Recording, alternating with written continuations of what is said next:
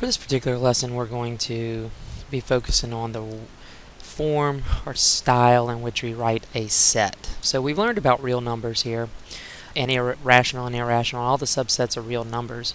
And whenever you get a grouping of numbers or solutions for equations, sometimes you can write them as a set of numbers. And we said earlier a set of numbers can be written with little brackets. Well, there's a number of ways for us to represent the set of numbers or the perceived solutions of an equation or an inequality. So we're just going to briefly go through the formation of this, and so that whenever you see it again in future math classes, you will recognize it and you'll understand what it's referencing and the style and the form that it should be written in. So we're going to start with set builder notation. And so set builder notation is just a simple, convenient way to write a set of numbers. Now, we saw in the first lesson where we said the set of real numbers was comprised of certain grouping of numbers. And so we have an example here with a number line. We have basic inequality, and so this inequality is basically represented simply by x is less than 10. So if you remember from Algebra 1, that's all of the x values that are smaller than 10 can be represented on the number line. Now, the number line has what we call an open circle or an open disk because it's not equal to 10, and then we shade everything down the line and provide this little arrow indicating that goes infinitely on to negative infinity because it's all values less than 10. Now, if we want to represent those solutions to that inequality, if you will, we would want to write them as a set of numbers. And so that's where set builder notation comes in. And you can see the set of numbers. And of course it reads the set of all x's such that x is less than 10. And so you can see the representation of the inequality on the number line, and then you can see what all of the solution set would be for all of the numbers there. So this is just a convenient way to write a set of numbers. Now, if we move down, we can talk about interval notation. And this is another way to describe a set of numbers that we would provide on a graph, maybe an inequality, maybe not, maybe a range of numbers, maybe just a single number on a number line. And so we do this with a bracketing system. And you can see very clearly that when it's closed bracket, we're going to use, or when the circle is closed, we're going to use a bracketing formation, and then when it's an open circle or an open disk, we use kind of a parentheses, and you can see how the interval notation matches up with the set notation and the graph and the type. Now, one of the things that I want to do is show you another method, so if you see this, you'll recognize it. So for instance, if I just have a simple inequality, and I use closed disk, and I shade it in between there, and we said that would be A and that would be B, and that would be represented by a closed interval notation with the brackets. Sometimes you will see that graphed instead of with a closed disk. What you'll see is you'll actually see the brackets that are used in the interval notation also used on the number line. So keep in mind that the brackets that are being used could also be used on the number line as opposed to a closed disk or a closed circle, as you may have heard it called. Now, same thing is true with open circles. So if I did the same thing, created an A and B, and I did an open circle or an open disk, and I shaded everything in between, that would be an A and B with parentheses. Well, that can also be represented on the number line simply with the same sort of parentheses that are used in the interval notation in place of the open circle. So just be aware that when you move on to advanced math or calculus, you may see these represented in a variety of ways. So very important that you understand that and how to style the interval notation and style the set builder notation. And of course, this graph is a good graph that gives you that idea.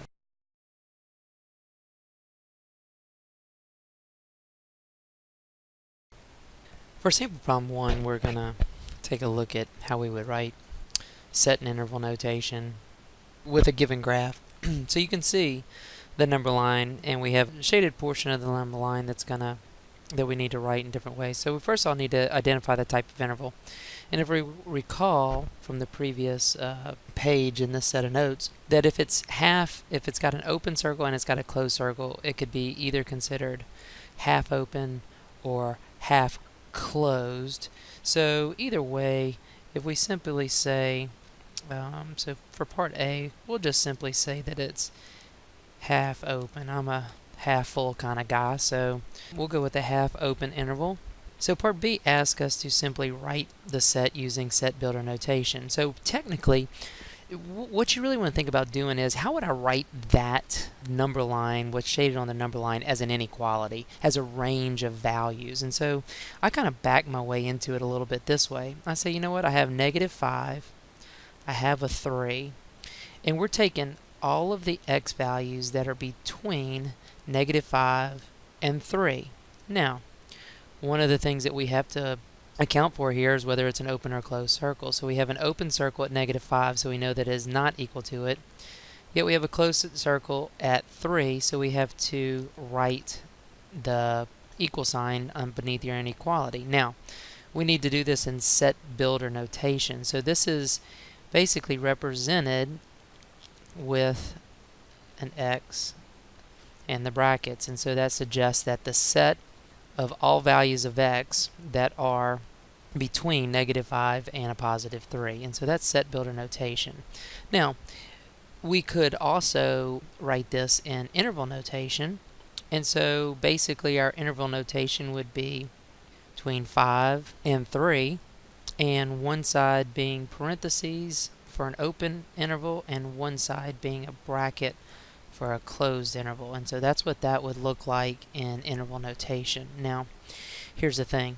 Keep in mind as well, like if I had -5 and I had a +3 and I wanted to redo this, I could easily graph it with bracketed parts instead of an open and closed circle. And so you could see it look that way as well. So that is another possible way for you to graph that number line. So there is an example of set notation and interval notation.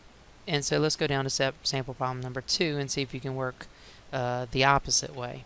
So in sample problem number 2, it simply asks us to write the set with -3 infinity in set builder notation and graph the set on the number line.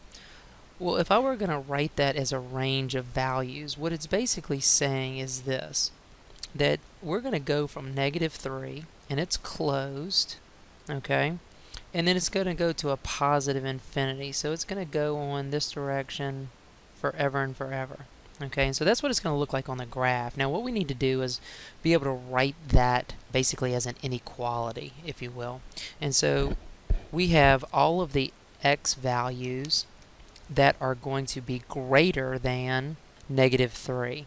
So all the x values are going to be greater than -3. The closed circle, or the bracket, also suggests that it could be equal to -3.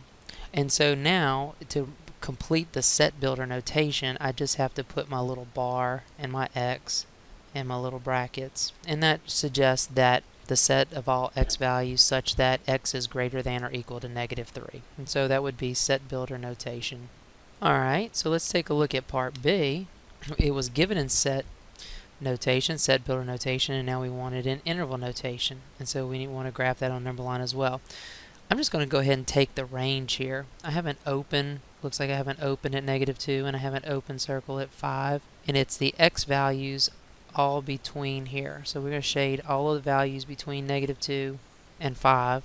And the way that I would write that would be -2, 5 with open parentheses on both ends, and that would be my interval notation for this. Now, do not confuse this with a point, an xy coordinate. Okay, this is representing an interval of values on a number line in a certain way. So just got to keep that clear in our head as we go.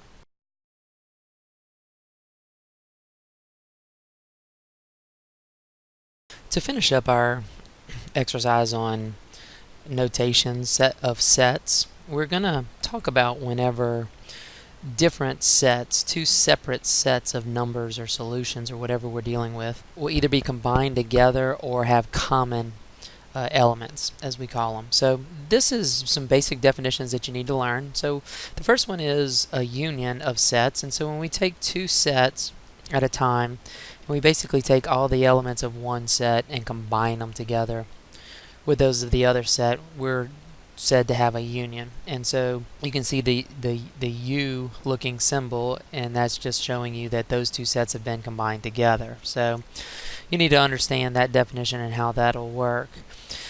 If we're talking about two different sets and they have elements in common, those would be the intersection of the sets. And so all the parts that are exactly the same would be the intersection of the two sets. Now sometimes the sets don't have an intersection, and so that's called an empty set.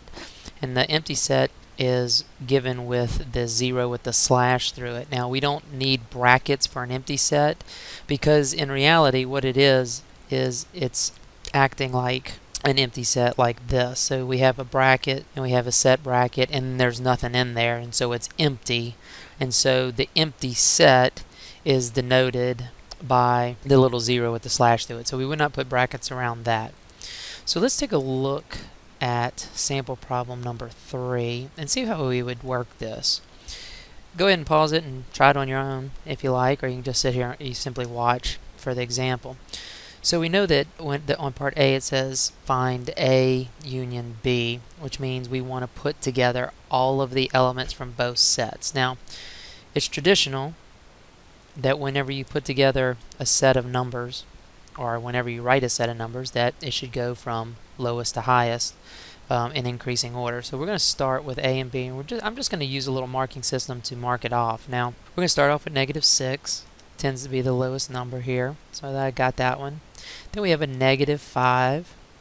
Now if you notice here in set B we also have a -5. Since that's already represented in the set, it does not need to be written more than once. So technically that is already taken care of. We can see that a 0 is our next number, and then we say 1/3, 4, and then we could say 11, and then 17, and then you can see 17 is already written, so we don't need to do that. And so we've taken the union of those two sets. So that is a union. It's just a combining of the terms. This part B says to find the intersection of A and B, and so what we want to do at that point in the intersection is to find all of the terms that are the same. Well, we kind of figured that out a little bit when we were writing the union, because we said we did not want to write the same parts twice, and so we just need to go find those parts again. And so if we recall, -5 was common on both sides, and 17 was common on both sides, and so we would simply write that as a set with -5 and 17. And so that is intersection of set A and set B. Alright, now we're going to take a look at an intersection of parts B and part C, and it looks like I've failed to get set C in here, so this is a typo right here. So that right there is set C. Try that a little again, maybe a little better this way. So this is set C. So I apologize if that was confusing if you were looking at this before the video came out. So if we look at B and we look at C and we work our way across, there's no -6 in both, no -5. We have a 4 and a -4, that's clearly not the same. No 0, 17, 1/4, and so we can clearly see that B and C don't have any of the same elements, and so this set would be empty, kind of like having a set of brackets with nothing in it. However, that's not the way we write an empty set. The way we write an empty set is a 0 with a slash through it, and so we would choose this and not that. So that's how you write the empty set. Okay, well that's our brief lesson on intersection and union.